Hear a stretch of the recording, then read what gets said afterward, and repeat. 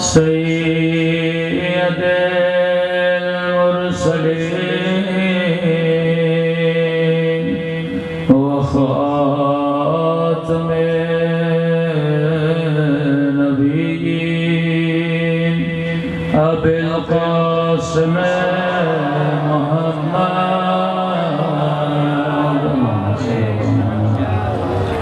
وعلی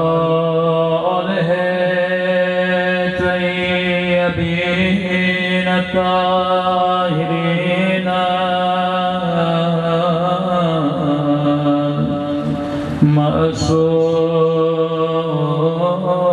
معصومين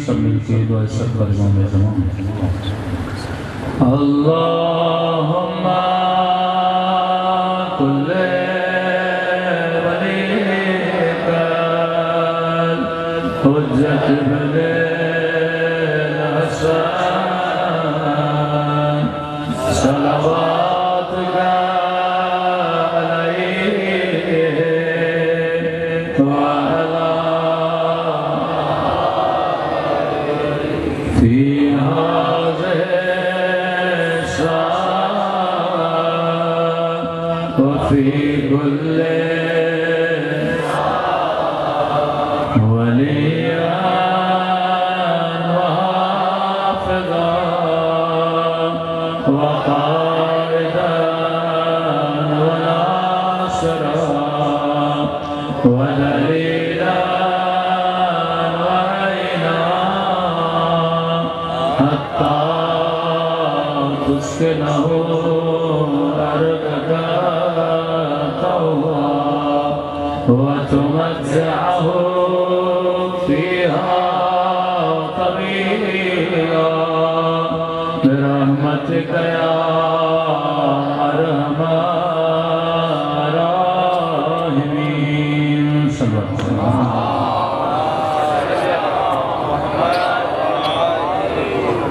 بسم الله الرحمن الرحيم. رب اشرح لي صدري ويسر لي أمري واحلل عقدة من لساني يفقهوا قولي. أما بعد فقد قال سبحانه وتعالى في محكم كتابه بسم الله الرحمن الرحيم إنما وليكم الله ورسوله والذين آمنوا الذين يقيمون الصلاة ويؤتون الزكاة وهم راكعون. صلوات محمد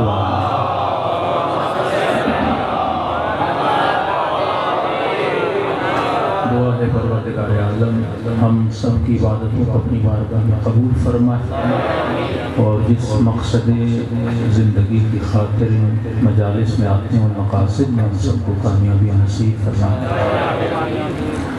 مسلسل آپ کی خدمت میں ولایت نظری اور ولایت عملی کے عنوان سے گفتگو ہو رہی ہے کہ صرف نظریہ انسان کو جنت میں لے کر نہیں جاتا جب تک انسان کی زندگی میں عمل نہ ہو.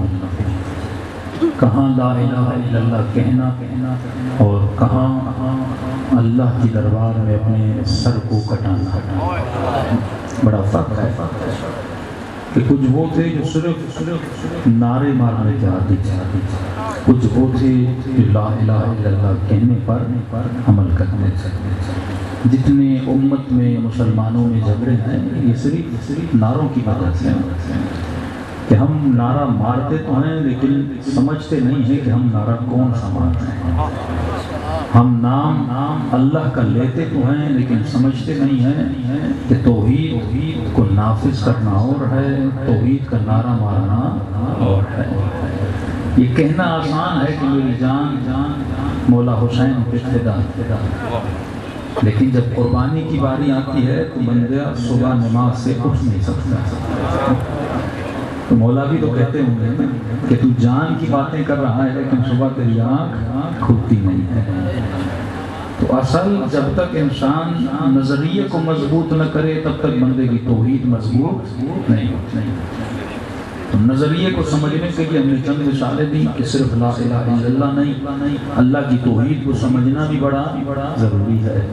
اور امام کے جملے سے ہم نے سمجھایا کہ مولا کیا فرماتے ہیں کہ خدا نظر کیوں نہیں آتا؟ کیونکہ ہر وہ شے جو نظر آتی ہے وہ محدود ہوتی ہے. لیکن فرمایا خدا کی نہ ابتدا ہے، خدا کی نہ انتہا ہے۔ یہ ٹیشو پیپر آپ کو نظر آ رہا ہے، کیوں نظر آ رہا ہے کہ یہاں سے شروع ہوا یہاں پہ ختم ہوا۔ تو اللہ اگر نظر آئے تو کہیں نہ کہیں سے شروع ہوگا اور کہیں نہ کہیں پہ ختم ہو جائے گا، اور جو شروع ہو اور ختم ہو وہ پھر خدا کیسا ہے؟ خدا تو نہ شروع کا نام ہے نہ ختم کا نام ہے، وہ تو ہر جگہ ہے۔ ان اللہ محیط علی کل شیء، خدا ہر شے پہ احاطہ کیا ہوا ہے۔ کائنات کی کوئی ایسی چیز نہیں جو پروردگار عالم سے چھپی ہوئی ہو۔ اس کے بعد ہے نبوت کا عقیدہ کہ صرف محمد رسول اللہ کہنا نہیں، نبی پر یقین کامل بھی لانا ہے۔ تیسری باری آتی ہے ولایت امیر المومنین، کہ اللہ نے ان کو ولایت عطا کی ہے۔ ولایت کا مطلب یہ ہے النبی اولا بانفسکم، اے مسلمانوں رسول تمہارے نفسوں کا، تمہاری جان کا، تمہارے مال کا، تمہارے اولاد کا مالک ہے۔ صرف کہو نہیں، ایک مرتبہ میں نعرہ بلند کرتا ہوں، لیکن ایک مرتبہ یہ میرا یقین کامل ہے کہ مصطفیٰ میرے جان و مال کا مالک ہے۔ مالک کا مطلب کیا ہے؟ یعنی نبی اگر چاہے تو میری اجازت کے بغیر میرے مال کو خرچ کرے، نبی اگر چاہے تو میری اجازت کے بغیر میرے بیٹے کو میدان جہاد میں بھیج دے، نبی اگر چاہے تو میری اجازت کے بغیر میری بیوی کو طلاق دے، کیونکہ میں نے جب کہا لا الہ الا اللہ محمد رسول اللہ علی ولی اللہ، گویا میں نے اپنا سب اختیار کسے دے دیا؟ محمد اور آل محمد کو دے دیا۔ اب سوال یہ ہے کہ جب میں 24 گھنٹے کی زندگی گزارتا ہوں، کیا ایسی ولایت میری زندگی میں نظر آتی ہے کہ مولا کے پاس شیعہ آتا ہے کہتا ہے مولا میں آپ کو ماننے والا ہوں، امام فرماتے ہیں مجھے تمہارے اندر اپنی ولایت نظر نہیں آتی۔ کہ مولا میں کہتا ہوں علی ولی اللہ، امام فرماتے ہیں تو کہتا ہے لیکن ابھی تک تو مانتا نہیں ہے۔ کہاں کہنا اور کہاں ماننا، کہ میں نے پچھلے سال آپ کو واقعہ سنایا تھا نا، امام نے کہا کہ جنگ پہ جانا ہے، مولانا کا بالوں کو کاٹ کے گنجے ہو کر، تو بیوی نے منع کر دیا۔ اب ٹکراؤ جب ہوتا ہے تو پتہ چلتا ہے کہ انسان کے اوپر بیوی کی ولایت ہے یا علی کی ولایت ہے۔ ولایت مطلب یہ ولایت کوئی بہت بڑا فلسفہ نہیں ہے۔ ولایت کا مطلب حکومت، مطلب تیرے اعضاء پر، تیرے جوارے پر، تیرے پیٹ پر، تیری آنکھوں پر، تیرے کانوں پر کس کی حکومت ہے؟ ہاں تو 24 گھنٹے میں آزمانا یہ ہے کہ میں علی کی ولایت میں جیتا ہوں یا شیطان کی ولایت میں جیتا ہوں۔ بیوی کی جب شادی ہوتی ہے تو اسلام کہتا ہے تیرے اوپر شوہر کی ولایت واجب ہے، بیٹے کو کہتا ہے تیرے اوپر باپ کی اور ماں کی ولایت واجب ہے۔ ولایت کا کیا مطلب جیسے رشتہ بنا بیوی کا شوہر کے ساتھ، اب اس کے اوپر ولایت واجب ہو گئی۔ کس ذریعے سے ولایت واجب ہوئی؟ جب دو لفظ ادا کیے نا، انکحتو، نکاح جیسے ہوا ولایت نافذ ہو گئی۔ اسی طرح جیسے تو کہتا ہے نا علی ولی اللہ، تو ولایت کیا ہو جاتی ہے؟ نافذ ہو جاتی ہے۔ بندہ پہلے سنی ہو پھر شیعہ بنتا ہے، سب سے پہلے کیا کرتا ہے؟ نماز وہی پڑھتا ہے جو علی نے سکھائی، روزہ وہی رکھتا ہے جو مولا نے بتایا۔ تو مطلب یہ کس کی ولایت میں آ رہا ہے؟ علی ابن ابی طالب کی ولایت میں آ رہا ہے۔ تو باپ کی ولایت، شوہر کی بیوی پر ولایت، بیٹی پر والد کی ولایت، تو کبھی کبھی دو ولایتیں آپس میں ٹکرا جاتی ہیں۔ اگر ولایت، غور سے سنیے گا حساس ویسا ہے، اگر ولایت انڈر ولایت علی ہے تو صحیح ہے، اگر ولایت علی کی ولایت کے مقابلے میں ہے تو غلط ہے۔ جسے ہم کہتے ہیں طول، اسے کہتے ہیں عرض، کہتے ہیں اہل بیت مدد کرتے ہیں۔ شرک تب ہے جب اہل بیت کی مدد اللہ کے ساتھ رکھی جاتی ہے، شرک تب نہیں جب یہ مدد اللہ کے مدد کے نیچے آئے، یعنی مدد تو کرتے ہیں لیکن اللہ سے مدد لے کر ہماری مدد کرتے ہیں، اسم ولایت کہتے ہیں۔ لیکن اگر اللہ کے ساتھ رکھا جائے نا، یعنی جیسے اللہ مدد کرتا ہے ویسے اہل بیت مدد کرتے ہیں، تو یہ آپ شرک میں چلے جائیں گے۔ مسبب الاسباب پروردگار عالم ہے۔ اب خدا کی مرضی کسے طاقت دے؟ میں مثال دوں، میرے پاس پانی کا ڈیم ہے، اب میری مرضی جیسے لائن سے تو جو لائن سے پانی لے رہا ہے اس کا مطلب نہیں صرف لائن سے لے رہا ہے. لائن آپ کہاں سے رہی ہے؟ ڈیم سے آ رہی ہے. آپ کے اوپر ٹینکی لگی ہے, گھر میں مختلف لائنیں. اب ٹوٹی آپ جب بولیں گے بھائی پانی کہاں سے آ رہا ہے, یہ تھوڑی بولیں گے ٹینکی سے آ رہا ہے, بولیں گے ٹوٹی سے آ رہا ہے. تو ہم بھی کیا بولتے ہیں کہ علی مدد کرتے ہیں, لیکن علی کہاں سے مدد کرتے ہیں؟ ٹینکی تو اوپر ہے. تو اگر طول میں آئے تو شرک نہیں ہے, لیکن اگر ہم بولے نہیں علی کی اپنی ٹینکی, اللہ کی اپنی ٹینکی ہے, تو وہ بت پرستی ہے. کہتے ہیں بت دیتا ہے, اللہ نہیں دیتا. ہم کہتے ہیں نہیں, دیتا وہ ہے لیکن وہ بارہ کے ذریعے سے دیتا ہے. مدد وہ کرتا ہے, وہ بارہ کے. اب کوئی کہے بھائی اللہ کو کیا ضرورت, ٹونٹی ہوں اللہ ڈائریکٹ. ہاں تو ایسا نہیں ہے میرے بندے, یہ عالم عالم اسباب. اب اگر ایسا ہے تو مصلی پہ بیٹھ جا کہ اللہ مجھے رزق دے رزق دے, کیا آسمان سے پیسے برسائے گا؟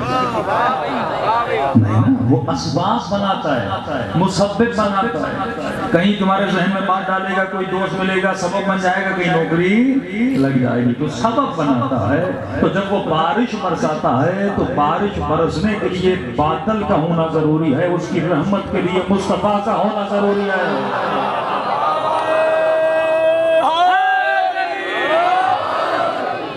تو اگر طول میں تو صحیح ہے, لیکن عرض میں ہو, علمی بات کر رہا ہوں تو غلط ہے.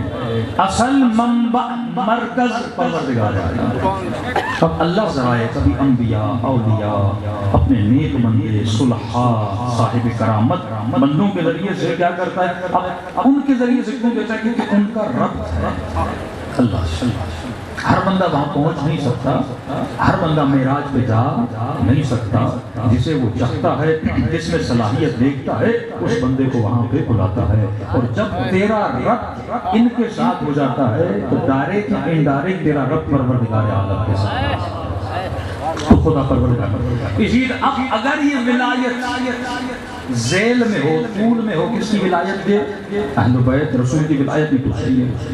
مطلب نکاح کیا کس کی اجازت سے؟ مصطفیٰ کی اجازت سے. شریعت کس نے بنائی؟ رسول نے بنائی. کہا کہ اگر مرد یہ جملے پڑھے, عورت یہ جملے کہے, 4-5 شاہدوں گواہوں کے مجمع کے سامنے ان کی شادی ہو جائے تو اب یہ علی اعلان میاں بیوی ہیں. اور جب عورت نے اس کی زوجیت کو اختیار کر دیا, اب اس عورت پر اس مرد کی ولایت آ گئی. یہ ولایت تب تک صحیح ہے جب تک علی کے مقابلے میں نہ ہو. اگر علی کی ولایت کے اندر ہے, رسول کی ولایت کے اندر ہے, اللہ کی ولایت کے اندر ہے تو صحیح. لیکن اگر مقابلے, مولانا کیا مقابلے میں بھی آ سکتی ہے. وہی بات کہ مولانا کا بال منڈواؤ, بیوی نے کہا نہ منڈواؤ, تو دو ولایتیں مقابلے میں آ گئی نا. اب کس کی سننی چاہیے, علی کی یا بیوی کی؟ مولا علی کی. تو یہی مسئلہ اپنے خاتون نے فون کیا, مولانا شوہر کہتے ہیں دوپٹہ نہ پہنا. میں نے کہا علی کہتا ہے پہنو. تو نے علی ولی اللہ کہا ہے یا شوہر ولی اللہ کہا ہے؟ تو نے کس کو ولی ماننا ہے؟ علی کو ولی ماننا ہے نا. تو مجھے کس کی سننی ہے؟ مولا علی کی سننی ہے. کسی مومن کو کہا, میں نے کہا داڑھی رکھو واجب ہے, بال منڈوانا پھر بھی واجب نہیں تھا, لیکن داڑھی رکھنا واجب ہے. مولانا بیوی کو پسند نہیں. میں نے کہا یہ تیری مرضی ہے, چہرہ بیوی کے لیے سجا یا علی کے لیے سجا.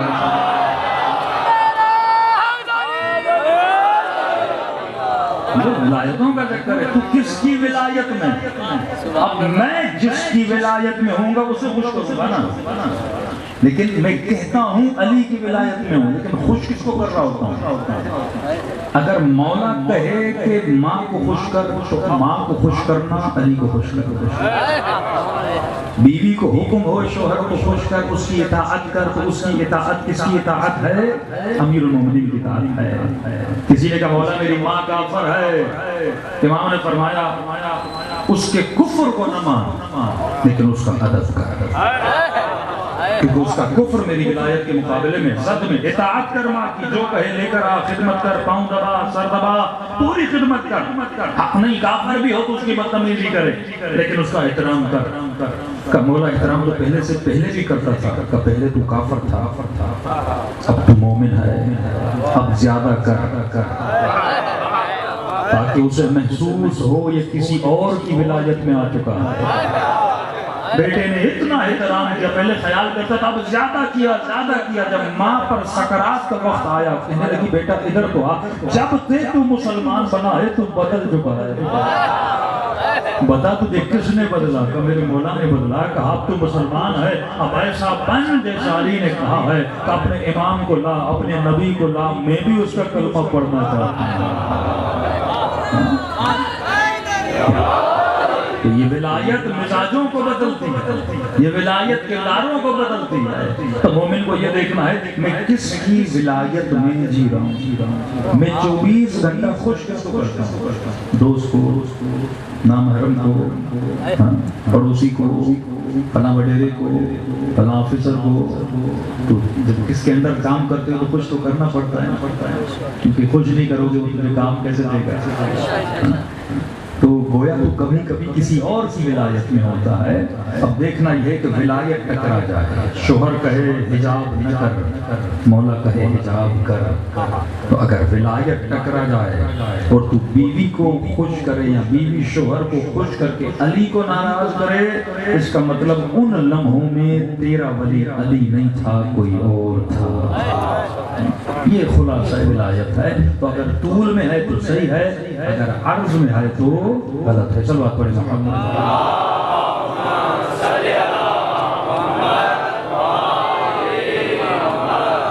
دو بحثیں ہیں، ایک ہے ولایت تشریعی، ایک ہے ولایت تکوینی۔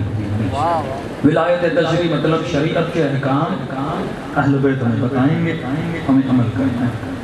کچھ لوگوں کا عقیدہ ہے کہ اہل بیت کے پاس صرف تشریعی ولایت ہے، یعنی یہ شریعت پروردگار عالم کو نافذ کرنے کی جگہ ہے، لہذا شرعی احکام میں جو بھی کہیں ہمارے اوپر واجب ہے۔ کچھ کہتے ہیں کہ اہل بیت کے پاس ولایت تکوینی نہیں ہے، لیکن علل اطلاق تمام علماء امامیہ کا عقیدہ یہی ہے کہ اہل بیت کے پاس ولایت تکوینی بھی ہے۔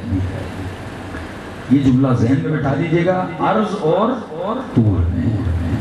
باپ کی اطاعت واجب ہے کیونکہ مولا نے کہا ہے، شریعت کی پابندی واجب ہے کیونکہ مولا نے کہا ہے۔ اب کچھ لوگوں نے، فسادی لوگوں نے لوگوں کے ذہنوں کو تشویش میں ڈالنے کے لیے کیا کہا کہ انہوں نے علی کی ولایت کے مقابلے میں ولایت فقیہ لائی۔ یہ ہے عرض۔ اگر کوئی ایسا کرے تو وہ شیعہ ہوئی نہیں سکتا۔ پہلی بات، اگر کوئی مولا علی کی ولایت کے مقابلے میں فقیہ کی ولایت، میں پھر کہہ رہا ہوں عرض میں، تو کیا ہے؟ جس طرح بیوی کی ولایت، شوہر کی ولایت، مولوی کی ولایت، فقیہ مولوی ہے نا، مولوی کی ولایت مولا کی ولایت کے مقابلے میں آ جائے تو کیا ہے؟ غلط ہے۔ لیکن اگر طول میں ہو تو ولایت علی کی ہے، لیکن علی کی ولایت کے اندر اگر شوہر وہی کہے جو علی کہے تو صحیح۔ اگر مولوی ممبر پر آئے آپ کو صحیح بات کہے کہ بھائی نماز پڑھ، روزہ رکھ، حج کر، تو اگر آپ اس کی مان رہے ہیں تو وہ آپ اس کی ولایت میں عمل کر رہے ہو نا، تو اس کی ولایت صحیح ہے یا غلط ہے؟ طول میں ہوئی نا۔ لیکن اگر اس کی ولایت مولا علی کی ولایت کے ٹکر میں آ جائے، مطلب یہ کہے کہ میری جو ولایت ہے وہ علی ابن ابی طالب کی ولایت ہے، تو یہ غلط ہے، کیونکہ اہل بیت کی ولایت اللہ کی عطا کردہ ولایت ہے جو کسی انسان کو سوائے معصومین کے مل نہیں سکتی۔ لیکن آپ ایک حکومت بناتے ہیں، مثلا اسی ٹنڈولا یار میں ایک آدمی حکومت بناتا ہے، مثال دے رہا ہوں کبھی میروں کی حکومت ہوتی تھی، حکومت بناتا ہے، تو عقل کیا کہتی ہے؟ حاکم کون؟ شرابی ہو، کبابی ہو، کون ہو؟ امام خمینی نے جب جہاد شروع کیا تو انہوں نے لوگوں کو ایک نئی سوچ کہا کہ ہم مولوی کتنی بھی کوشش کریں لوگوں کو نمازی کیسے بنائیں، لوگوں کو دیندار کیسے بنائیں، تو انہوں نے کہا تب تک ہم دیندار لوگوں کو نہیں بنا سکتے جب تک ہماری اپنی حکومت نہ ہو۔ حکومت ہوگی آپ ایجوکیشن میں اپنا سلیبس ڈال سکتے ہو، حکومت ہوگی آپ فوج کو صحیح طریقے سے تربیت کر سکتے ہو، حکومت ہوگی ٹی وی آپ کے ہاتھ میں ہوگا، میڈیا آپ کے ہاتھ میں ہوگا، اس کے بغیر آپ کر نہیں سکتے۔ زیادہ میں ایک مجلس پڑھوں گا آپ کو سدھاروں گا، 4 اچھی باتیں کروں گا، لیکن جوان گھر جائے گا ٹی وی تو پھر وہی ہے شیطانی، اسکول جائے گا پھر تو وہی سنیما لگے ہوئے ہیں بازار میں، مارکیٹ میں، بدحجابی عریانی، یہ کیسے ختم ہوگی؟ جب تک میرے پاس حکومت نہیں ہوگی تب تک میں کچھ بھی نہیں کر سکتا۔ تو انہوں نے کہا کہ حق کی حکومت اس کو ہے جو بندہ صاحب تقوی ہو۔ یہ مولا کا خط بھی ہے نا، امام خط لکھتے ہیں جب مولا اپنے نائب مقرر کرتے ہیں مختلف شہروں میں اپنے گورنر، تو اس سے فرماتے ہیں کہ علی کا گورنر کون ہونا چاہیے؟ جو صاحب تقوی ہو، جو صاحب عدل الہی ہو، جو معاشرے میں علم اہل بیت کو پھیلائے۔ تو نظریہ قائم ہوا کہ غیبت امام زمانہ میں اگر کسی معاشرے میں اکثریت علی والوں کی ہے تو حق یہ ہے کہ علی والوں پہ کوئی علی والا حکومت کرے، یزید والا حکومت نہ کرے۔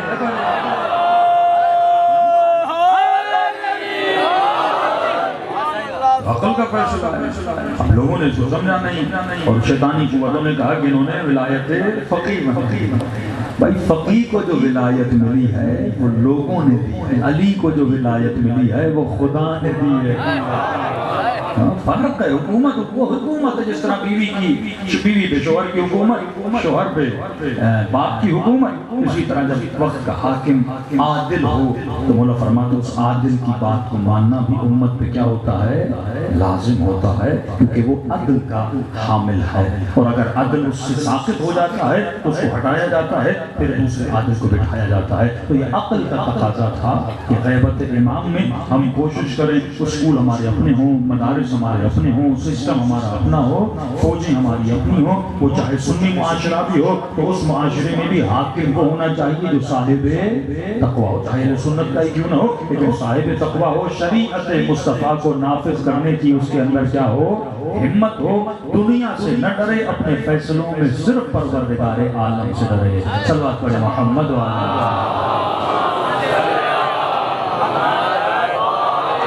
تو میں نے کسی مجلس میں یہی آپ کو بتایا تھا نا کہ بچے نے جب آپ خامنہ ہی سے پوچھا کہ دنیا آپ سے کیوں ڈرتی ہے، تو انہوں نے یہ نہیں کہا ہمارے میزائلوں کی وجہ سے، ہمارے ٹینکوں کی وجہ سے، ہماری فوجوں کی وجہ سے، ہمارے بسیج کی وجہ سے۔ جواب وہ دیا جو علی نے دیا کہ میرے لال دنیا ہم سے اس لیے ڈرتی ہے کیونکہ ہم خدا سے ڈرتے ہیں۔ یہ وہ حکومت ہے جو کس پہ قائم ہے؟ ترامین اہل بیت اور شریعت مصطفیٰ پر نافذ ہو۔ تو اگر انسان کا نظریہ کلیئر ہو جائے تو انسان کبھی بھی فکروں میں نہیں پڑتا، لیکن اگر نظریہ انسان کا کمزور ہو تو ہر جاہل کے دھوکے میں انسان آ جاتا ہے۔ صلوات پڑھیں محمد وعلی۔ تو ولایت تشریعی صرف اہل بیت کے پاس ہے، نہ کسی فقیہ کے پاس ہے، نہ کسی اور کے پاس ہے۔ شریعت، صاحب شریعت، مالک شریعت، شریعت کا رد و بدل یہ سب کس کے پاس ہے؟ اہل بیت علیہ السلام کے پاس ہے۔ فقیہ کیا کرتا ہے؟ اہل بیت کی بتائی ہوئی باتوں سے نتیجہ نکالتا ہے کہ مومن کو نہیں پتا وضو کیسے کرنا ہے، فقیہ قرآن کی آیت لے گا، چھٹ امام کی حدیث لے گا، حدیث سے جو نتیجہ نکالے گا اسے فتویٰ کہا جاتا ہے۔ آپ اس فتوے پہ کیا کرتے ہو؟ عمل کرتے ہو۔ دوسری اہل بیت کے بعد ولایت ہے، ولایت تکوینی، مطلب اگر وہ چاند کو کہیں تو چاند ٹکڑے ہو جائے، اگر وہ مردے کو ٹھوکر مارے تو مردہ زندہ ہو جائے۔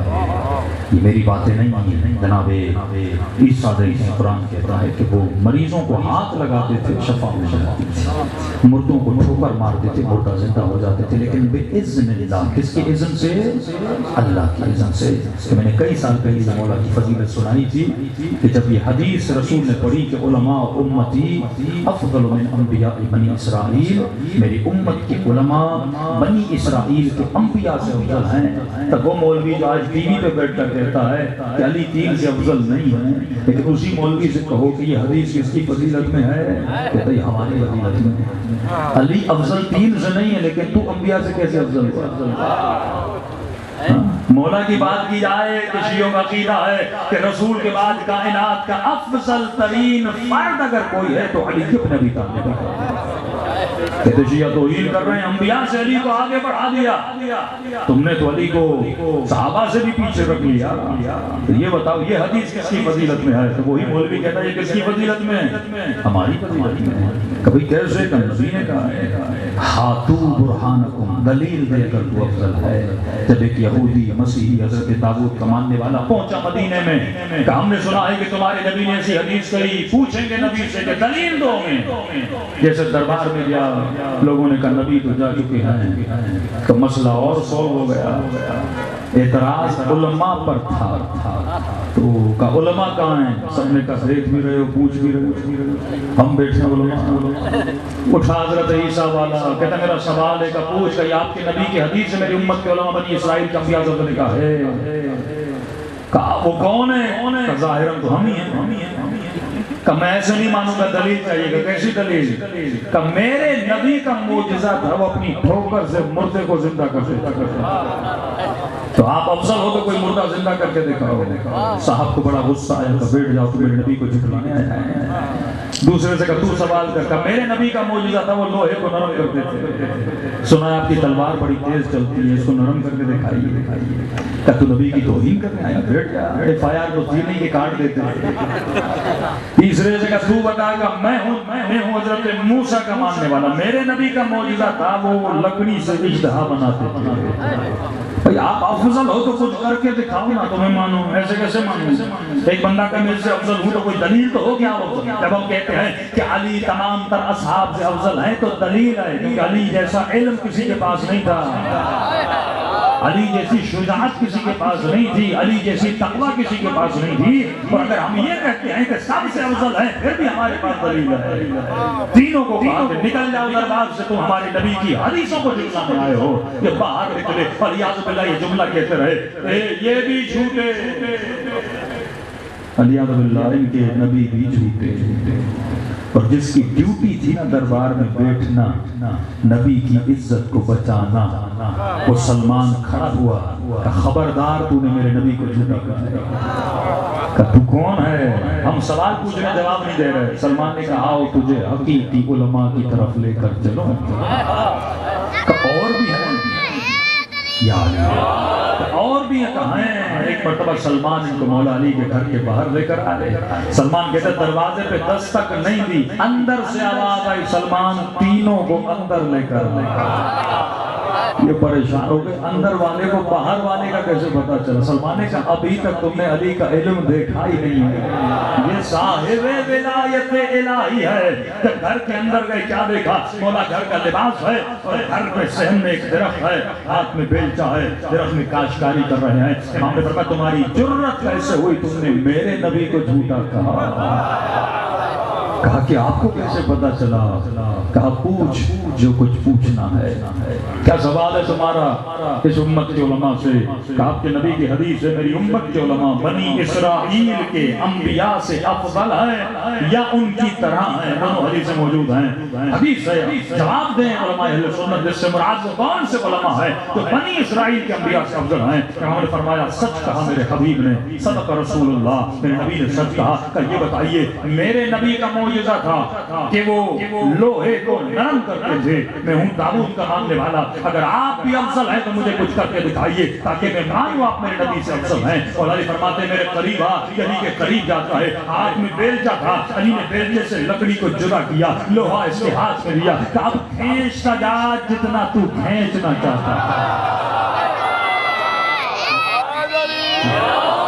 کہ اس نے بیلچے کو کھینچنا شروع کیا، لوہا نرم ہو چکا تھا اور یہ کھینچتا گیا کھینچتا گیا۔ امام نے کہا میرے نبی نے کہا تھا افضل ہے، افضل وہ ہوتا ہے جو وہ کرے جو تیرے نبی نے بھی نہیں کیا تھا۔ تیرے نبی نے نرم کیا تھا، علی نرم بھی کرے گا پھر سخت بھی کرے گا۔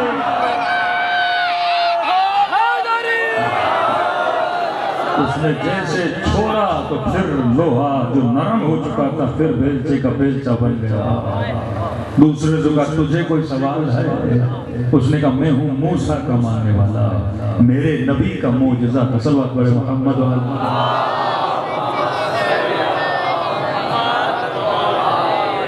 بارے دیگر صلوات پڑھے محمد و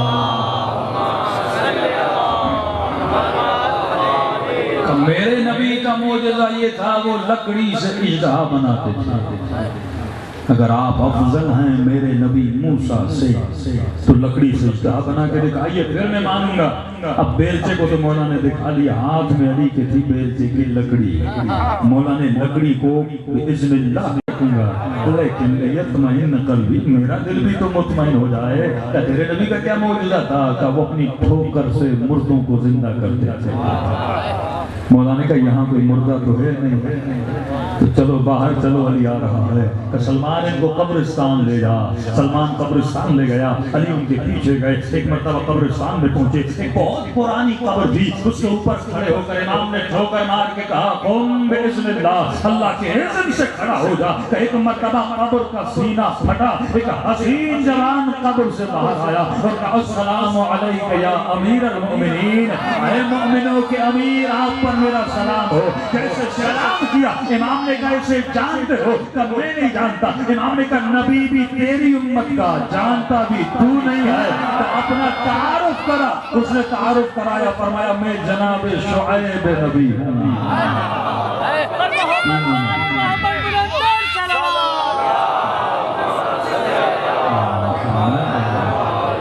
تینوں نے کہا کہ اگر ایسا عالم ہے محمد کی امت کا تو ہم ایمان کیوں نہیں لائیں؟ عالم وہ ہوتا ہے کہ اس سے سوال کرے تو وہ جواب دے, یہ نہیں کہتا بیٹی سے پوچھ کے آتا ہوں. علی کے در سے کوئی, کیونکہ یہ صاحب ولایت, صاحب علم. ہمارا چیلنج ہے, کھلا چیلنج ہے. اتنے معجزے ہیں کبھی زندگی رہی, اور اگر موضوع یہ رہا کہ ائمہ کے معجزات سنائے جائیں تو آپ پریشان ہو جائیں کہ 7 سال کی عمر میں 10 سال کی عمر میں مثلا امام جواد نے ایسے ایسے مسئلے لوگوں کے حل کیے کہ بڑے بڑے علماء ان مسئلوں کو حل کرنے کے لیے پریشان. ایسے ایسے شبہات حل کیا اہل بیت رسول نے, چھٹے امام نے, کہ آپ پریشان ہو جائیں گے کہ اہل بیت سے, کیونکہ وہ صاحب علم پروردگار عالم ہے. نہ نبی کے در سے کوئی خالی گیا, نہ علی کے در سے کوئی خالی گیا. کیونکہ فرمایا اولنا محمد, اوسطنا محمد, آخرنا محمد, بل کلنا محمد. صلوات پر محمد علیہ.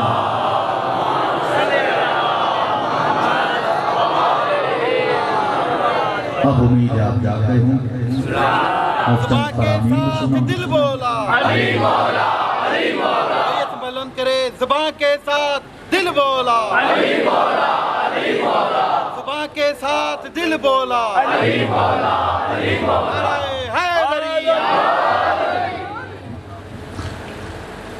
تو یہ تھی ولایت نظری. نظری ولایت بندے کو جگہ دیتی ہے, عملی ولایت صلح ہے.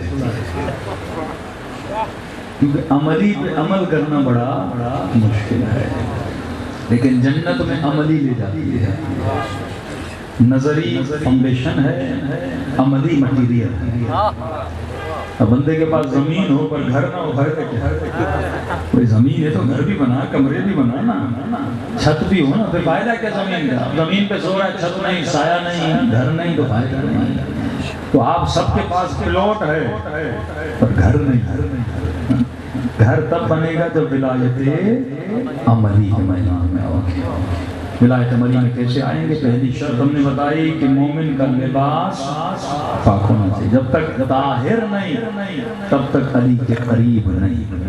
جب تک پاک نہیں تب تک پاکوں کے دروازے کے قریب نہیں جا سکتا. تو پہلی شرط انسان کے کپڑے پاک ہو. لیکن ان تمام شرائط سے پہلے ایک عادت کا ہونا ضروری ہے. اگر وہ نہیں تو کچھ نہیں. مثال کے طور پر آپ کے پاس مسالہ ہے, سیمنٹ ہے, اینٹیں ہیں, سب کچھ ہے, لیکن پانی نہیں. تو بھئی مسالہ بناؤ گے کیسے؟ یہ ساری باتیں آپ سن لیں گے, گھر چلے جائیں گے, لیکن کچھ کر نہیں پائیں گے جب تک یہ عادت نہ. اس عادت کا نام ہے سیلف کنٹرول. جب تک اپنے اوپر کنٹرول نہ ہو تب تک یہ کچھ بھی بندہ نہیں کرتا. کنٹرول کا ہونا, یا انگلش میں کہوں ول پاور. جس کا ارادہ مضبوط ہوتا ہے وہ علی والا بن پاتا ہے. کمزور ارادے والے علی والے نہیں بن سکتے. پر تجھے دیکھنا یہ ہے کہ تو عادتوں کا غلام ہے یا عادتیں تیری غلام. اب ایک بندہ سگریٹ پیتا ہے، چلو پیتا ہے، پھر ایک مرتبہ یہ سگریٹ پیتا ہے، ایک مرتبہ سگریٹ اسے خود کو پلواتی ہے، بڑا فرق ہے کہ تو عادتوں کا غلام ہے یا عادتیں تیرے غلام ہیں۔ جب تو عادتوں کا غلام بنے گا نا پھر یہ عادت تجھے نچوائے گی، لیکن اگر عادتیں تیری غلام ہوں گی، جب تو چاہے گا کرے گا، جب نہیں چاہے گا تو چھوڑ دے گا۔ تو سوال یہ ہے تو علی کا غلام ہے کہ نہیں؟ علی کا غلام ہے تو علی کے اشاروں پہ ناچے گا، لیکن اگر علی کا غلام نہ ہو تو بندہ مولا فرماتے کچھ لوگ ربا ہے، مچھر ہیں، یہاں کی ہوا لگی تو یہاں، وہاں کی ہوا لگی تو وہاں۔ کئی لوگ ایسے تھے ایک وقت تھا مجھے پسند بھی کرتے تھے اور ایک وقت تھا کہ کسی اور کے پاس چلے گئے۔ یہ ہوتا ہے روا، بندہ آج یہاں کل وہاں، بڑے بڑے آپ کو نظریات ملیں گے، بڑے بڑے آپ کو متفق ملیں گے، بڑی بڑی تنظیموں میں کام کرنے والے، پھر دیکھا بندہ بگڑ گیا۔ یہ ہے وقت ابن الوقت، کہ کبھی یہاں کبھی وہاں، لیکن مولا مومن کیسا ہوتا ہے؟ فرمایا مومن کا جبل الراسخ، ایک مضبوط پہاڑ کی طرح، اسے دنیا کے طوفان ہلاتے نہیں ہیں، دنیا کے وسوسے پریشان نہیں کرتے، یہ ہمیشہ پہاڑ کی طرح کھڑا رہتا ہے۔ اور کب کھڑا رہے گا؟ جب اس کا ول پاور مضبوط ہوگا، سیلف کنٹرول اس کے اندر ہوگا۔ تو کبھی کبھی آزما کر دیکھیں کیسے مثال کے طور پر یہ ٹریننگز بتا رہا ہوں۔ مثلا آپ کو چائے پینے کی عادت ہے، 2 دن نہ پیو، 2 دن چھوڑ دو۔ اگر چھوڑ پا رہے ہو اس کا مطلب ول پاور مضبوط ہے۔ عادت ہے نا، موبائل یوز کرنے کتنی عادت ہے؟ 3 دن یوز نہ کرو، مطلب فون اٹھاؤ لیکن سوشل میڈیا سے بائی کاٹ کرو، 3 دن دیکھو ہو رہا ہے کہ نہیں ہو رہا۔ اگر ہو رہا ہے تو یہ تیری غلام ہے، نہیں ہو رہا تو اس کا غلام ہے۔ بڑا آسان ہے نا، کوئی مرغی کا شوقین، کوئی گوشت کا شوقین، 3 دن کوئی آئس کریم کا شوقین، کوئی بوتل کا شوقین، یہ ساری غلامیاں ہیں، پتہ نہیں لگتا کہ غلام ہیں۔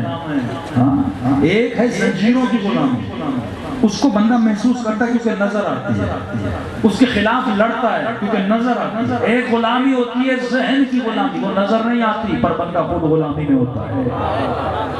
آج ذہنی غلامی ہے، زنجیروں کی غلامی نہیں ہے، کوئی بوتل کا غلام، کوئی سگریٹ کا غلام، کوئی بیوی کا غلام، یہ غلامی میں ہے۔ ایران کے مولانا تو اس کو اکثر کہتے تھے مولانا یہ بڑا زنجلیل ہے، وہ مولانا اچھے ہسمکھ تھے، کہتے تھے نہیں مولانا میں زنجلیل نہیں، زندوست، لفظ بدل دیا اس نے کہ نہیں زنجلیل برا لفظ ہے، مجھے زندوست بولا۔ بیوی پسند ہے تو اس کی خواہشیں میں پوری کرتا ہوں۔ میں نے کہا اگر دوست ہو تو صحیح ہے لیکن ذلیل ہو تو صحیح نہیں۔ دوست اچھی بات ہے، انسان جس کو پسند کرتا ہے اس کی خواہشوں کو پورا کرتا ہے۔ تو انسان کو دیکھنا مجھے کون کنٹرول کر رہا ہے۔ بہت بڑی یونیورسٹی ہے کینیڈا کی، امریکہ کی، نام یاد نہیں آ رہا، انہوں نے ریسرچ کی 20 بچوں سے۔ کیا ریسرچ کی؟ 20 بچے اسکول میں پڑھ رہے تھے، اسکول میں چلے گئے، ایکسپیریمنٹ کیا۔ ان بچوں کو انہوں نے 20 بچوں کو 20 چاکلیٹس اور بچوں کو کہا کہ یہ چاکلیٹ ہے آپ کے، لیکن شام تک کھانی نہیں، سیلف کنٹرول۔ انگریزوں نے بڑی ماڈرن سائیکولوجی میں بچوں کی تربیت پہ اس بچے کا ذہن، وہ یہ سارے کام کر کے پھر آپ کے بچوں پہ آ کے کام کرتے ہیں۔ 20 بچوں کو چاکلیٹ دی، بچہ چاکلیٹ کا شوقین، آئس کریم کا شوقین، ظاہر ہے بچوں کو کہا یہ تیری ہیں لیکن شام تک کھانی نہیں، اور اگر نہیں کھائی تو ایک کے بدلے میں تجھے 10 اور چاکلیٹ دوں۔ کام چلے گئے، شام کو آئے، بچوں کو بلایا، ہاں بھائی چاکلیٹ، تو 17 بچوں نے کھا لی۔ صبر چاہیے ہوتا ہے، صبر۔ یہ روزہ مذاق نہیں ہے، دنیا کی سب سے بڑی میڈیٹیشن ہے۔ اللہ کہتے ہیں کھانا سامنے ہو نہ کھا، پانی سامنے ہو نہ پی، اور ہم ساری میڈیٹیشن کا ستیہ ناش کر دیتے ہیں افطاری پہ۔ ایسا ٹوٹتا ہے بندہ کھانے پہ، اور ساری محنت اس لیے مستحب ہے تو کھجوریں لے، آدھا گرم پانی کا کپ بھی، فوراً کھانے پہ نہ ٹوٹے، تاکہ پیٹ کی بھوک مٹ جائے، پھر تھوڑا کھا، جس طرح نارمل کھاتا ہے اتنا کھا۔ لیکن یہ پوری کسر پوری کرتا ہے۔ کہ عجیب بات ہے کہ اکثر لوگوں کو اٹیک رمضان میں، کیوں؟ رمضان میں بندہ کھانا نہیں کھائے تو صحت مند رہے نا، رمضان تو صحت مند، اٹیک رمضان میں، موتے رمضان میں، موٹے رمضان میں، کیوں؟ اتنا کھاتا ہے صبح سے لے کر، اللہ نے ایک ورزش کروائی اور شیطان کو پتا کہ تو بھوکا رہے پورا دن، افطاری پہ تو نہیں تیرے ساتھ بیٹھے گا، اسے پتا ہے اس کو کس طرح سے نوالے موٹے موٹے کر کے دینے ہیں۔ تو یہ ورزش ہے، میڈیٹیشن ہے، روزہ انسان کے سیلف کنٹرول کو بڑھانے کی ورزش ہے۔ نماز خود سب سے بڑا سیلف کنٹرول ہے۔ نماز میں فکر پہ کنٹرول کر، ذہن پہ کنٹرول کر، ذہن ادھر ادھر نہ جائے، 17 منٹ ایسے کھڑا رہے جیسے پروردگار ہے، پوری ٹریننگ ہے تاکہ کنٹرول نہیں تو کچھ نہیں، بندہ ذلیل ہے کنٹرول، بندہ خوار ہے کنٹرول نہیں، ایک سگریٹ کے پیچھے ذلیل ہو جاتا ہے، ایک چائے کے کپ کے پیچھے، یہ 1 لاکھ کے پیچھے ذلیل و خوار ہو جاتا ہے، یہ رے کی حکومت کے پیچھے قاتل حسین بن جاتا ہے۔ یہ کنٹرول ابن ملجم مولا کو قتل کرنے آیا تھا لیکن اس میں جرأت نہیں ہو رہی تھی، کہہ رہا تھا کروں نہ کروں، کروں نہ کروں، کروں نہ کروں، لیکن اس کے ارادے کو کس نے مضبوط کیا؟ قامہ نے مضبوط کیا۔ نگاہ حرام کا غلام بن جاتا ہے، لوگ غلام بن جاتے ہیں۔ آپ نشائی لوگوں کو دیکھیے نا، چسی لوگوں کو یہ سوئیاں لگاتے، جا کر ان کے انٹرویو دیکھے، پڑھا لکھا جوان ان کے پاس، لیکن غلام ہو چکا ہے، نشے کا غلام ہو چکا ہے، اس سے باہر نہیں آ پا رہا، بالکل اپنی زندگی کو تباہ۔ باز لوگ شہوت کے غلام ہیں، یہ دنیا میں آپ لوگ دیکھ رہے ہیں، یہ ایکٹر، یہ ایکٹریس، یہ کس کے غلام ہیں؟ کوئی مال کا، کوئی شہوت کا، عزتیں بیچ رہے ہیں، حیا بیچ رہے ہیں، عفتیں بیچ رہے ہیں، کیونکہ ان کے وجود میں کیا نہیں ہے؟ کنٹرول نہیں ہے۔ 20 بچوں کو بلایا، 17 بچوں نے چاکلیٹ کھا لی، 3 بچوں نے نہیں کھائی، ان کو 5 چاکلیٹیں دی، کہتے ہم نے 20 سال صبر کیا، 20 سال صبر کیا کہ جنہوں نے کھائی تھی وہ کیا بنے، جنہوں نے نہیں کھائی تھی وہ کیا بنے۔ کہ جن بچوں نے چاکلیٹ کھا لی، کوئی ڈرائیور، کوئی چپڑاسی، اور جنہوں نے نہیں کھائی، کوئی انجینئر، کوئی پروفیسر، کوئی ڈاکٹر بنا۔ تو بندے کا جتنا کنٹرول زیادہ، بندہ اتنا علی والا۔ تو پہلے تو تجھے اپنا کنٹرول بڑھانا ہے۔ کنٹرول کیسے بڑھے گا؟ جب اپنا ارادہ مضبوط کرو گے۔ ارادہ کب مضبوط ہوگا؟ جب چھوٹی چھوٹی چیزوں کو 2 دن 3 دن 4 دن چھوڑ کے دیکھو، صبح نماز تہجد پہ اٹھ کے دیکھو، صبح کی نماز وقت پہ پڑھ کے دیکھو، اس سے کیا ہوگا؟ ارادہ مضبوط ہوگا۔ جب ارادہ مضبوط ہوگا پھر ولایت کے راستے میں بندہ آ سکتا ہے۔ پہلی شرط یہ ہے کہ لباس پاک ہو، دوسری شرط یہ ہے کہ بدن پاک ہو، تیسری یہ ارادے کی مضبوطی ہے نا کہ انسان دائم الوضو رہے۔ بھائی کتنوں کا وضو ہے؟ ایک مومن نے ہاتھ اٹھایا، لیکن میں دیکھ رہا ہوں اس نے 2-3 بار نیند کے جھٹکے لگے ہیں تو وضو تو ٹوٹ گیا۔ سلوات پڑھے محمد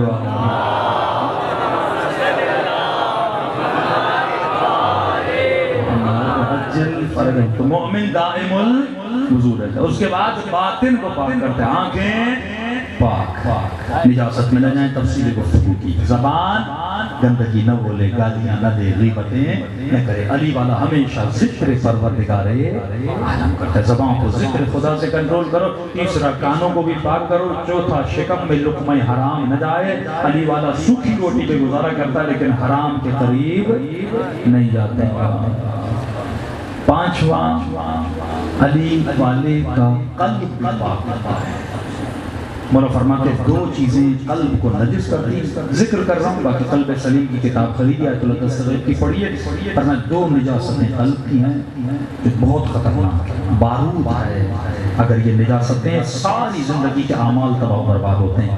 پہلی نجاست حب دنیا، دوسری نجاست حب ذات۔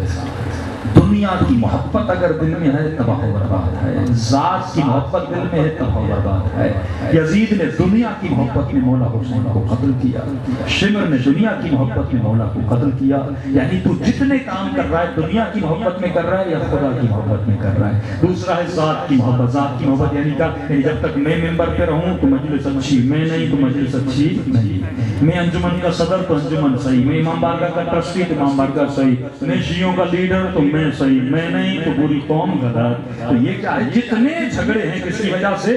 حب ذات. گھروں میں جھگڑے بیوی کے ساتھ، میاں بیوی کے طلاقیں حب ذات کی. تو نے مجھے کیوں کہا؟ وہ کہتا ہے مجھے کیوں کہا؟ تو میری شادی میں نہیں آیا، میں تیری شادی میں نہیں آیا. بہن کا بھائی کا حق کھاتا ہے. سب مسائل کی جڑ کیا ہے؟ یا ذات کی محبت ہے یا دنیا کی محبت ہے. ورنہ قیامت کے دن کچھ لوگ ہوں گے نورانی ہوں گے، اللہ کہے گا ان کے چہروں سے نور کیوں نکل رہا ہے؟ کہیں گے خدا بندہ بتاؤ. تو آواز آئے گی ان سے پوچھو، جب پوچھا جائے گا کہیں گے پروردگارا دنیا میں لوگوں نے ہم سے نفرت کی پر ہم نے کسی سے نہیں کی. دنیا میں لوگوں نے محبتیں کی لیکن ہم نے کسی سے محبت نہیں کی. ہم نے محبت اس سے کی جس کے دل میں تیری محبت تھی، ہم نے نفرت اس سے کی جس کے دل میں تیری نفرت تھی.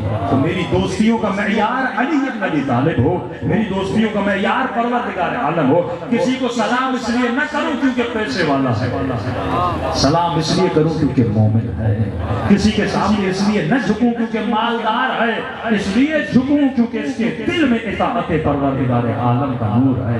دوستیاں مال کی بنیاد پہ نہ ہو، رشتے مال کی بنیاد پہ نہ ہو، بیٹیاں مال کی بنیاد پر رشتے نہ کرو، بلکہ تقوی پروردگار عالم اور اطاعت امیر المؤمنین کے بلبوتے پہ اپنے رشتے اور ناطے جوڑا کرو. صلوات پڑھیں محمد علیہ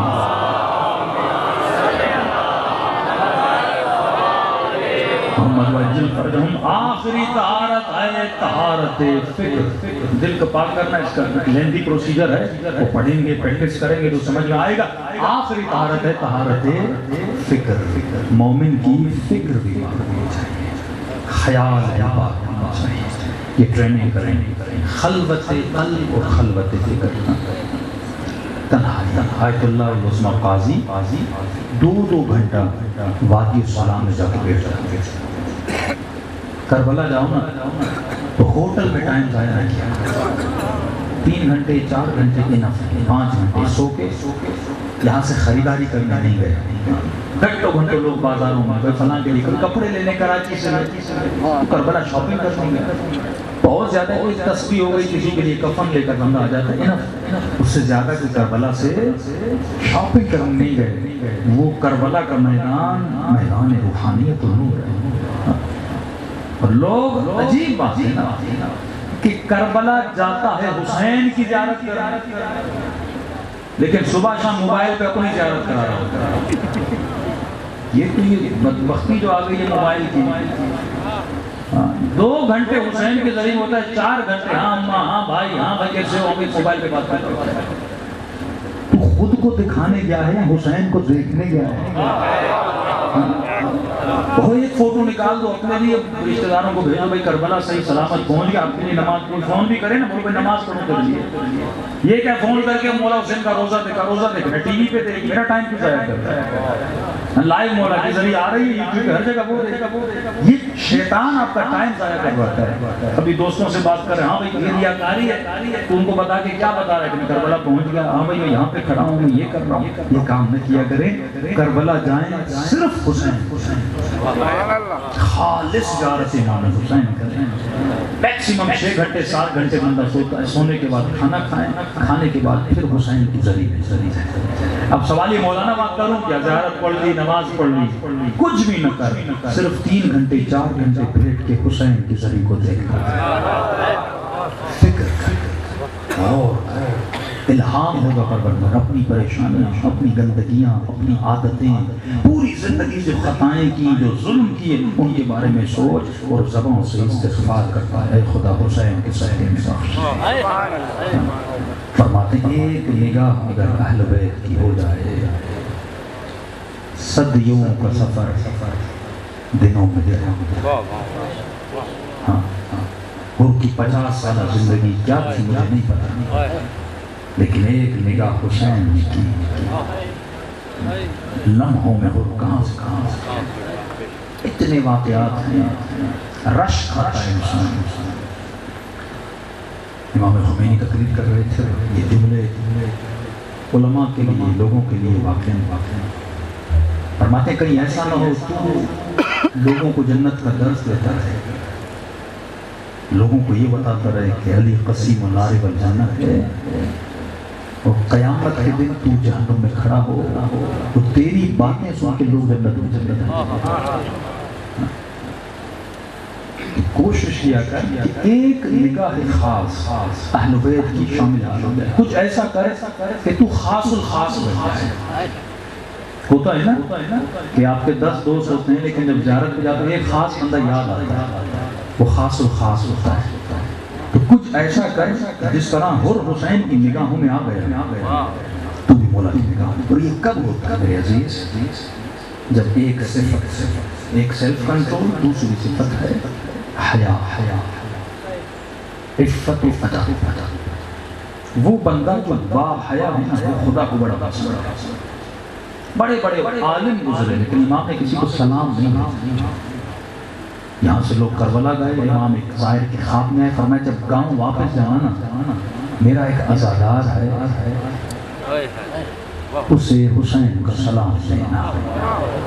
کہ جب گاؤں میں آئے پتہ چلا ایک بوڑھا تھا جو عزاداروں کی جوتیاں بناتا تھا، جو نیاز تقسیم کرتا تھا۔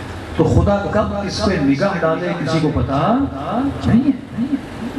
وہ کب ہوگا جب تو ادب ہوگا، 24 گھنٹہ ادب اہل بیت میں رہ، پھر دیکھ زندگی کیسے بدلے۔ میرا ایک واقعہ سوشل میڈیا پہ میں نے پڑھا، جوان کا بڑا وائرل ہوا۔ کچھ لوگوں نے کہا مولانا یہاں بھی سنا دیں، مخصوصاً جوانوں کے لیے، تاکہ عبرت لیں آپ لوگ۔ جب آپ با ادب بنتے ہو اہل بیت کی دربار میں کتنے عزت والے بنتے ہو۔ ایک ایرانی جوان تھا، نام تھا اس کا رضا۔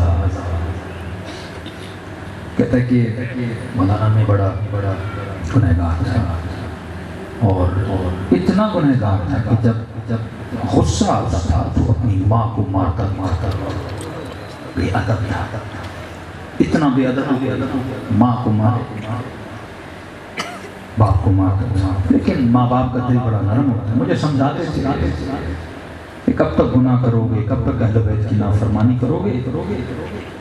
میں سمجھتا نہیں تھا لیکن تنگ آ کے میں نے گھر چھوڑا کہ دن رات یہ مجھے سمجھاتے رہتے ہیں۔ میں نے جا کے خالی فلیٹ لیا، اس فلیٹ میں رہنے لگا۔ صبح سے شام تک مسافروں پیسنجرز کو اٹھاتا تھا۔ ایران میں ہر بندہ ٹیکسی سے مسافر اٹھاتا ہے، وہاں کوئی یہ عام بات ہے، سب سے آسان کام یہ آپ کی گاڑی اور مسافر اٹھاتے رہے۔ کہ شام کو جو کمائی ہوتی تھی اس سے نشہ، جوا، عیاشی۔ دوست آتے تھے، ساتھ میں بیٹھتے تھے، کھیل کود، ہنسی مذاق، ایک آزاد زندگی جو میرے من میں آتا تھا۔ کہتا ہے کہ مولانا محرم کا چاند نظر آیا۔ ایک دن گزرا میرے دوست نہیں آئے، 2، 3، 6 محرم گزر گئی، کوئی دوست نہیں آئے۔ دوستوں کو فون کیا کیوں نہیں آ رہے؟ دوست کہنے لگے کہ رضا ہم گنہگار ہیں لیکن محرم میں حسین کی حیا۔ کئی لوگ ہیں نا پورے سال گناہ کرتے لیکن کم از کم 10 دن حسین کا حیا کرتے ہیں، لیکن کچھ اتنے بے حیا ہیں کہ محرم میں بھی حسین کا حیا نہیں کرتے، اس میں اپنی بیٹیوں کی شادیاں کروانا۔ یہ بے حیائی کی نہیں، بات حرام اور حلال کی نہیں ہے کہ کئی سنی مولویوں نے اور کئی مفتیوں نے کہا کہ بھائی شرعاً حرام نہیں ہے، بات حلال حرام کی نہیں کر رہے، بات ہو رہی ہے ادب اور حیا ہے۔ ورنہ باپ بھی مر جائے دوسرے دن بندہ شادی کرے تو مسئلہ نہیں ہے، شرعاً حلال ہے، لیکن ادب ہونا چاہیے والد کا کہ اس کے غم میں تو خوشی کیسے شامل ہے۔ تو جب باپ کا اتنا ادب ہے تو کیا مصطفیٰ کا اتنا ادب نہیں ہے؟ تو اس کے نواسے کا ادب نہیں ہے؟ تو دوستوں نے کہا کہ رضا ہم گنہگار ہیں لیکن محرم میں بھائی حسین کے ذہن شرم آتی ہے کہا کہ گناہ کریں۔ 10 دن گزرنے دو، وہی محفلیں ہیں، آ جائیں۔ میری سمجھ میں نہیں آئی۔ میں نے کہا کیا مطلب محرم میں؟ گناہ تو گناہ ہے، نہیں کرنا تو نہ کر، محرم میں کرنا ہے، ویسے نہیں کرنا۔ کہتا ہے غصے میں گھر سے باہر نکلا، گاڑی چلائی، روڈ پہ 2، 3، 4 پیسنجر اٹھا، کیا کروں اکیلا بیٹھا تھا، میں نے کہا چلو پیسنجر اٹھا لیتا ہوں۔ اتنے میں روڈ پہ ایک جوان لڑکی کھڑی تھی، اس نے ہاتھ کیا، میں رکا، بیٹھی، کہاں جانا ہے؟ سامنے اتار دو۔ کہتے جب گاڑی چلا رہا تھا اتنے دنوں سے گناہ نہیں کیا، گھر سے نکلا، ذہن پہ شیطان سوار ہوا، میں نے گاڑی کو موڑا گناہ کی نیت سے۔ خاتون پریشان ہوئی، کہاں جا رہے؟ میں نے کہا کوئی پوچھنے کی بات ہے، گناہ کر، کہ شرم کر، حیا کر، میں کسی کی بیٹی ہوں، کہ مجھے کوئی سمجھ نہیں آتی، مجھے آج گناہ کرنا ہے۔ اس نے کہا محرم حسین کا حیا کہتا میں محرم نہیں جانتا. خود کہتا ہے کہ یہ جوان لڑکی کام. اس نے کہا اور کسی چیز کا حیا نہیں کرتا، میں سید زادی ہوں، میرے سید ہونے کا حیا کر. اس نے کہا تو کیا ہوا، تم سید ہو تو کیا ہوا. کہتا میں پھر بھی نہیں رکا، اسپیڈ سے گاڑی کو لے کے جا رہا کہیں کوئی دیکھ نہ لے، روک نہ لے. کہتا بھی رونے بے بس عورت کیا کرے. اس نے کہا وہ کسی کا حیا نہیں کرتا، کم از کم میری دادی زہرا کا حیا تھا تو شیعہ نا. کہتا نہیں روکا، لیکن جیسے میں نے سیدہ فاطمہ کا نام سنا کہتا پتہ نہیں میرا وجود کام میں خوف طاری ہوا. میں نے گاڑی کو روکا، میں نے کہا کہاں جانا ہے. کہا میں مجلس پہ جا رہی تھی، مجھے وہاں اتار گئے. کہتا گاڑی میں نے امام بارگاہ کی طرف لی اور اسے اتار. میں نے کہا جلدی. کہتا یہ خاتون جوان اتری، سامنے سے آ کے کھڑکی کے سامنے کھڑی ہوئی اور مجھے کہنے لگی آج مجلس میں جا رہی ہوں، میں تیرے لیے خصوصی دعا کروں. میں نے کہا کیوں؟ کہتی تم نے میری ماں زہرا کا ادب کیا، تو چاہتا تو گناہ کرتا ہوں، تجھے کون رو، لیکن تو نے جیسے میری دادی کا نام سنا تو رک گیا. میں نے بھی کہا ٹھیک ہے میرے حق میں دعا کر. کہتے جب غور سے دیکھا تو یہ محلہ میرے ماں باپ کا محلہ تھا. نہیں اترا. میں نے کہا چلو اتنے مہینے گزر گئے ماں باپ سے ملا نہیں، اب جا کے مل لوں. کہتے جب گھر گیا تو گھر میں کوئی نہیں تھا. میں سمجھ گیا ماں باپ مجلس پر گئے ہوئے، تو سامنے ٹی وی پڑی تھی، صوفہ پڑا تھا، میں نے ٹی وی کو آن کیا. اتفاق سے جب ٹی وی کھولی تو جنت البقیع دکھایا جا رہا اور ایرانی ذاکر جناب سیدہ کے مسائل پڑھائے تھا. کہہ رہا تھا کہ آئے لوگوں امت نے مصطفیٰ کی بیٹی کا حیا نہ کیا. کہتا میں پریشان ہوا، کیا مطلب حیا نہ کیا؟ کہ امت نے اپنی نبی کی بیٹی کو دربار میں کھڑا رکھا. ایک باغ لینے گئی تھی امت نے، وہ بھی نہیں دیا. اور صرف اتنا نہیں، اس کے گھر پہ آگ بھی لگائی، اس کا موسم بھی صرف ہوا. کہتا جب بی بی کے مسائل سنے نا تو میں رونے لگا. میں نے کہا اتنے بے حیا تھے. میں نے کہا بی بی میں گنہگار ہوں لیکن آپ کا نام سن کے میں رک گیا. کہتا اتنے میں چینل بدلا تو پھر جنت البقیع دکھایا گیا. پھر کا صرف اس پہ ظلم نہیں ہوا، اسی نبی کی نواسیوں کی چادریں چادریں 4 سال کی بچیوں کو تماچے مارے گئے، حسین کے بدن پہ گھوڑے دوڑائے گئے. کہ یہ پڑھتا جا رہا تھا گویا میرے وجود میں کوئی چیز آ چکی تھی، میں روتا تھا اور یہ رونا مجھے اتنا سکون دے رہا تھا جیسے صدیوں کی کوئی چیز میرے گلے میں بند ہو اور وہ رونے کے ذریعے سے نکل رہی. کہتا اتنے میں میری ماں گھر آئی اور جیسے میں نے ماں کو دیکھا میں دوڑا ماں کے قدموں پہ گر گیا. میں نے کہا ماں آج تک جتنی بے احترامیاں کی زہرا کے صدقے میں مجھے آج معاف کر دیا. آج کے بعد میں کچھ بھی ایسا نہیں کروں گا. کہتے ماں نے بڑے پیار سے اٹھایا اور کہنے لگی رضا تو بدل چکا ہے، مجھے تیرے اندر حسین کا رنگ نظر آ رہا ہے. کہا کہاں سے آ رہی ہو؟ کہ حسین کی مجلس سے. کہا جلدی کر مجھے مجلس میں لے کر چل. دل تڑپ رہا تھا. فوراً ماں مجلس میں لے کر آئی. کہتا ہے اتنا رویا رو کر کا مولا حسین جب حر بخشا جا سکتا ہے تو کیا یہ رضا بھی بخشا جا سکتا ہے؟ کہتا ہے اس دن سے خدمت کی میں نے ظاہروں کی، مولا کے عزاداروں کی، برتن دھوتا، جوتیاں بناتا، حسین کے مسائل میں روتا. 2 مہینے یہ مجلس ہو گیا. مسجد والے پریشان، یہ وہی جواب ہے تو نہ مسجد میں آتا نہ مجلس میں آتا نہ حسین کا نام سنتا. آج اتنا بدل چکا ہے. دیکھیے جب تو ادب کرتا ہے نا تبدیلی شروع ہو جاتی ہے. وہ تجھے اپنی طرف کھینچنا شروع کرتے ہیں. جب تو ایک قدم اٹھاتا ہے وہ 10 قدم اٹھاتے ہیں. کہتے 40 حسین قریب تھا. مسجد کا سالار، انجمن کا سالار کہنے لگا میں قافلہ لے کر جا رہا ہوں. رضا ایک بندے کو لے جانا تھا، وہ بندہ بیمار پڑ رہا ہے. اگر تو آنا چاہے ایک سیٹ کی جگہ ہے. کہتا سننا تھا میں رونے لگا. میں نے کہا مجھے یقین نہیں تھا حسین اتنی جلدی راضی ہو جاتے ہیں. کہتا خوش نصیب تھا کربلا کی زیارت کی, توبہ کی, عباس کے روزے پہ گیا, گریا کیا, واپس آیا. 6-7 مہینے گزرے, عمرے کے لیے قافلہ جا رہا تھا. وہی سالانہ ہے کہ اگر رضا محلے والے کہہ رہے ہیں جب تک رضا نہیں آئے گا تب تک ہم نہیں چلیں گے. کہتا گویا میرے وجود سے جان نکل گئی, میں زمین پہ گرا. میں نے کہا اتنی جلدی حسین کی ماں بھی مجھ سے راضی ہو گئی. کہتا جنت البقیع گیا, بی بی کی قبر کی زیارت. واپس آیا.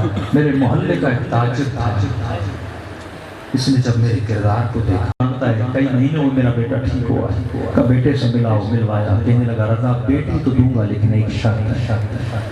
کیا شرط ہے؟ کہ وعدہ کرو آج کے بعد حسین کو چھوڑو.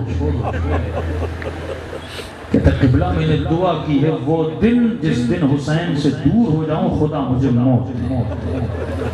کون اس دامن کو پکڑنے کے بعد چھوڑے گا؟ ہاں میں دور تھا لیکن ابھی یہ دامن تھام لیا, میں حسین کو کبھی نہیں چھوڑوں گا. کہا پھر کل آ جا میری بیٹی کا رشتہ لینے. ماں باپ کے ساتھ رشتہ لینے گیا. ایران میں رسم ہے, جس لڑکی کا رشتہ لینے جاتے ہیں وہ چائے لے کر آتی ہے.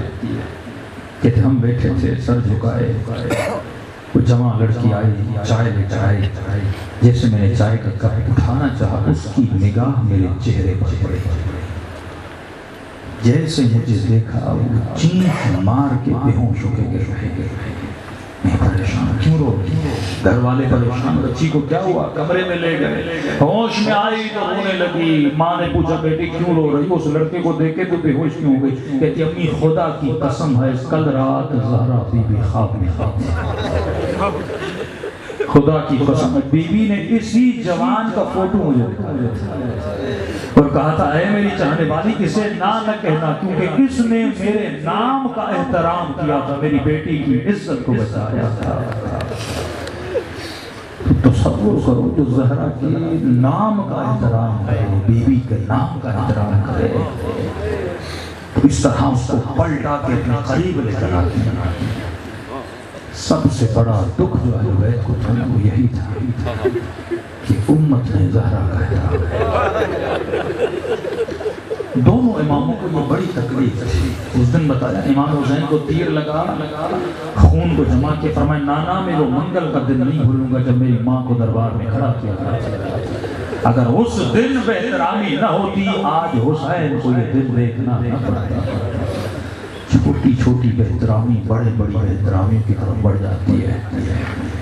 تو احترام میں سجدہ, احترام حسین, ادب امام حسین انسان کو عرش سے عرشی بنا دیتا ہے. یہ سلام جو آپ کرتے ہو یہ ادب کی نشان ہے کہ اپنی صبح کی ابتدا بھی حسین کے سلام سلام, اور جب رات کو سو تو پھر بھی حسین کے سلام سلام, جس کی وجہ سے خدا نے ہم کو وجود دیا ہے. یہ اہل بیت کی ضرورت ہے. سب السلام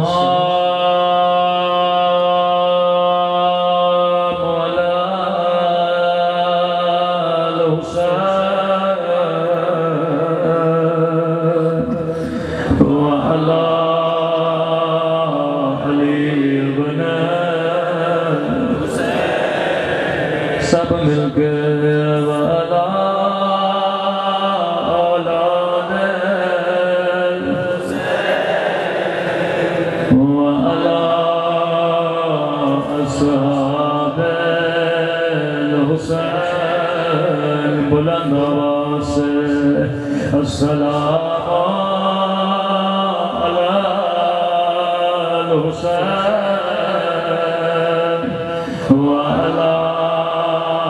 وعلی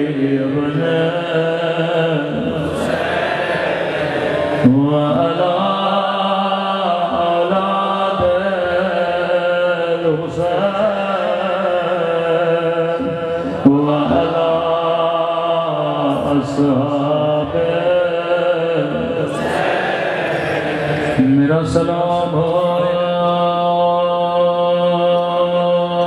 ٹوٹی ہوئی پسلیوں پہ,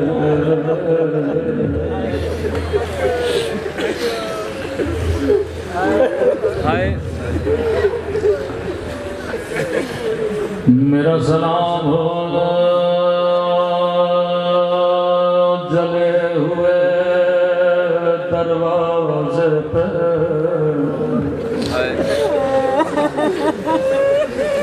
دو بھی ایسے شہید ہیں جن کی پسلیاں ٹوٹ گئی تاریخ تشیع، لیکن فرق ہے۔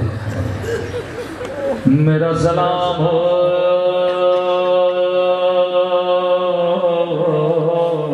مدینہ کی گلی پہ، جس کا دروازہ جلا تھا، جس بی بی کی پسلیاں ٹوٹی تھی، ان پسلیوں کو جلے ہوئے دروازے نے توڑا تھا۔ میرے چھٹے امام فرماتے ہیں ایک لوہے کا قلعہ تھا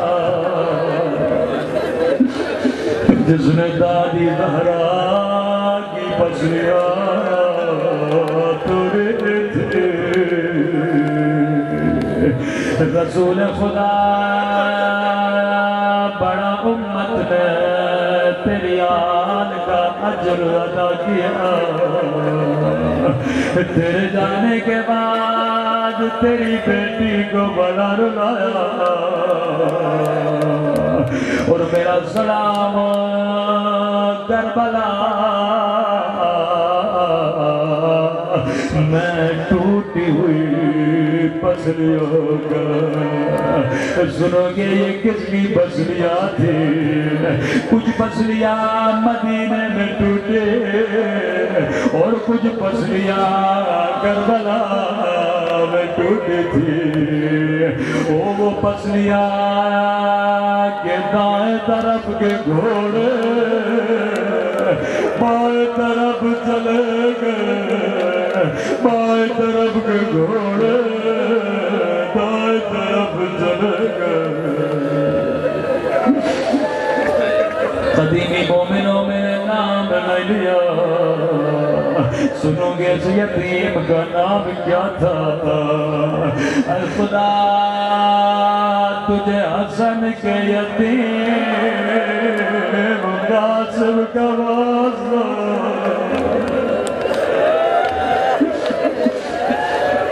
میں قربان حسن مولا پہ۔ بچپن میں اماں کی ٹوٹی ہوئی پسلیاں دیکھی، میں نے کسی جوان سے کہا، میں نے کہا جوان یہ بتاؤ اگر تو تنگ گلی میں ہو، کوئی تیری ماں کو تماچا مارے، ہے کوئی ایسا جوان جو برداشت کر لے؟ مجھے نہیں معلوم حسن پہ کیا گزرے۔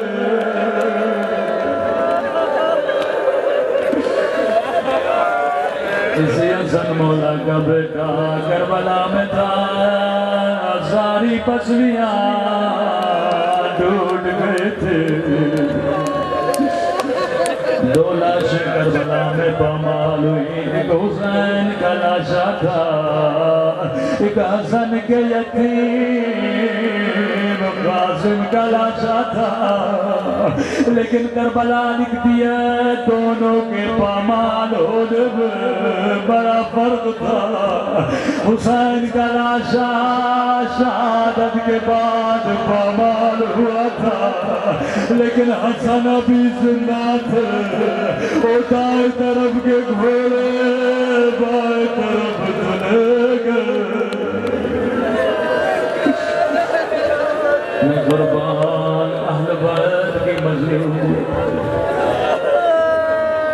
ایک اور بھی لاشا ہے جو بڑا پامال ہوا۔ ایک مزدور کربلا میں آیت اللہ کشمیری کے پاس گیا، قبلہ آیا، عباس کی خبر بڑی پرانی ہو گئی، قبر ٹوٹ چکی ہے۔ قبلہ کچھ مزدور بھیجیے، مغازی عباس کی قبر بنانا چاہتے ہیں۔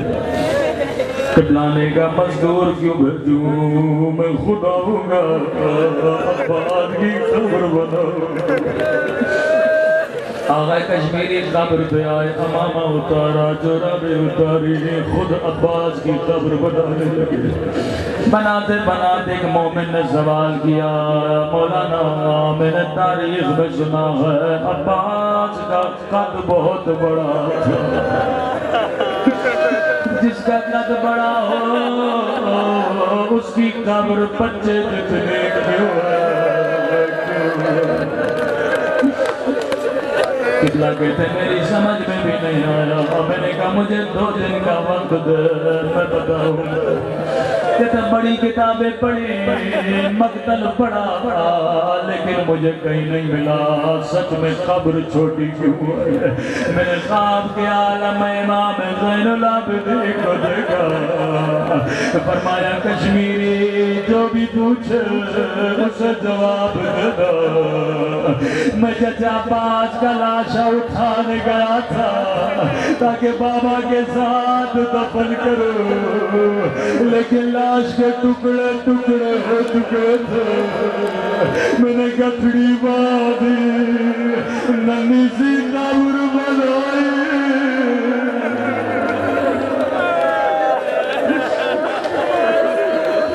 میں قربان علی کے بچوں پہ نبی کے گھرانے بڑا ناز تھا حسین کو باز باب الحوائج خدا کو آج اس باب الحوائج کا باز کرتے ہیں بالاخص امام زمانہ فرماتے مجھے میرے چچا عباس کے مسائل بڑے پسند ہیں جس بھی مجلس میں میرے عباس کے مسائل ہوں میں ضرور آتا ہوں مجھے نہیں معلوم ہو میرے امام زمانات کی یاد کہاں پہ موجود ہے مولا اگر جنت البقیع میں ہو تھوڑی دیر کے لیے مجلس میں آئیے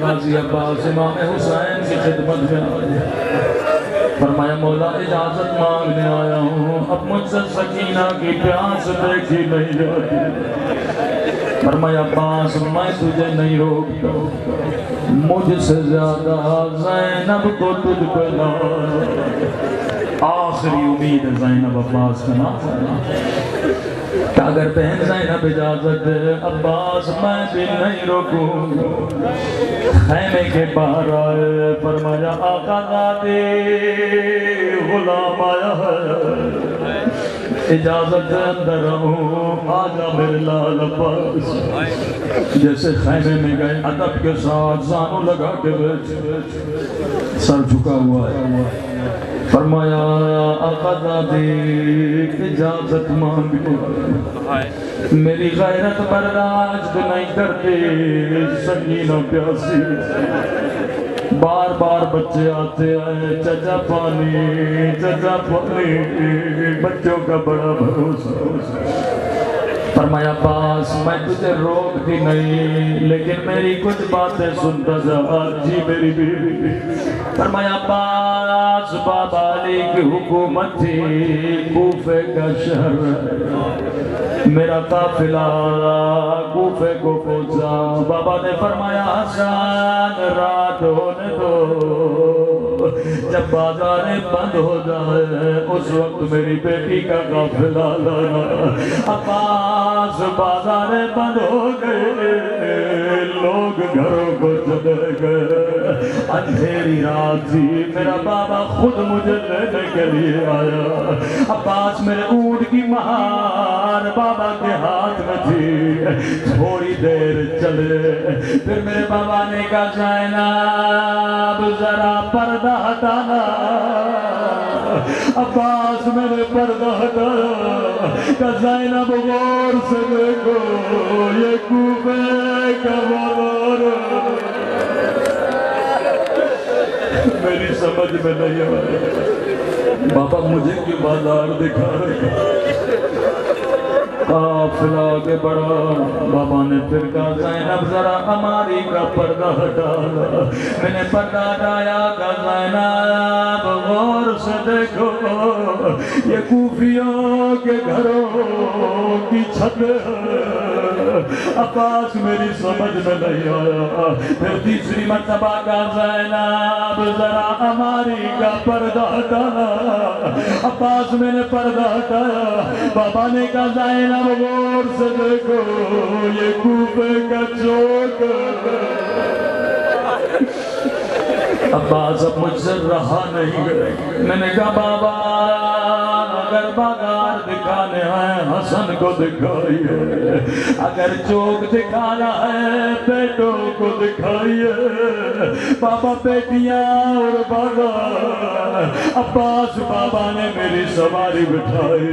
میرے بابا کی آنکھوں سے آنسو آ رہے تھے. مجھے کہا زینب ذرا کلائیاں مجھے دے. کبھی میری کلائیوں کا بوسہ لینے لگے, کبھی میرے سر کا بوسہ لینے لگے. رو کر کا زینب یہی بازار ہوگا, تیرے ہاتھوں میں رسیاں, تیرے سر پہ چادر رہے گی.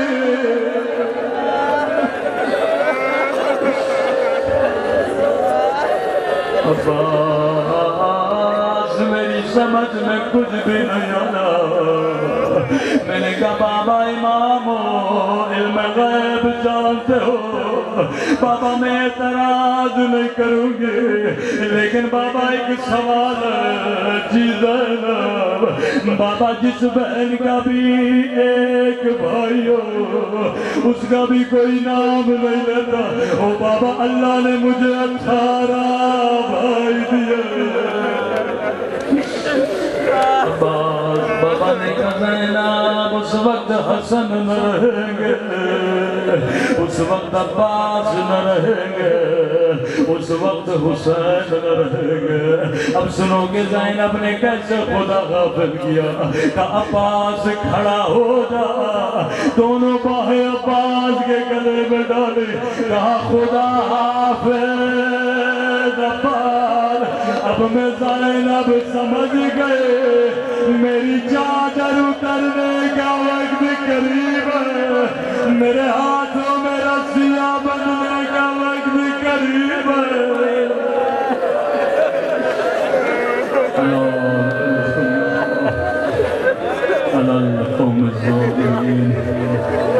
اے خدا تجھے غازی کے کٹے ہوئے بازوؤں کا واسطہ, تجھے سکینہ کے زخمی کانوں کا واسطہ, ہمارے مولا اور آقا امام کا ظہور فرما.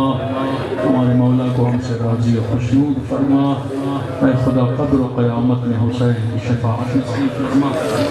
آنکھوں کو امام زمانہ کی زیارت نصیب فرما. اتنے مومنین بیمار ہیں خدا ہم سب کو شفاء کاملہ عاجلہ نصیب فرما.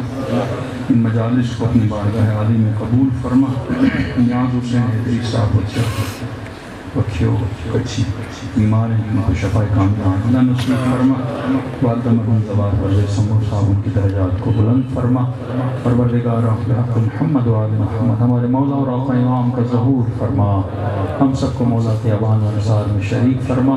جو زیارات کے خواہش مند ان کو زیارات عطوات عالیہ نصیب فرما. جتنا سنا اہل بیت کے فرامین ان تمام پر عمل کرنے کی توفیق نصیب فرما. ہم سب کو عاقبت خیر نصیب فرما. ربنا تقبل منا انک انت السمیع العلیم.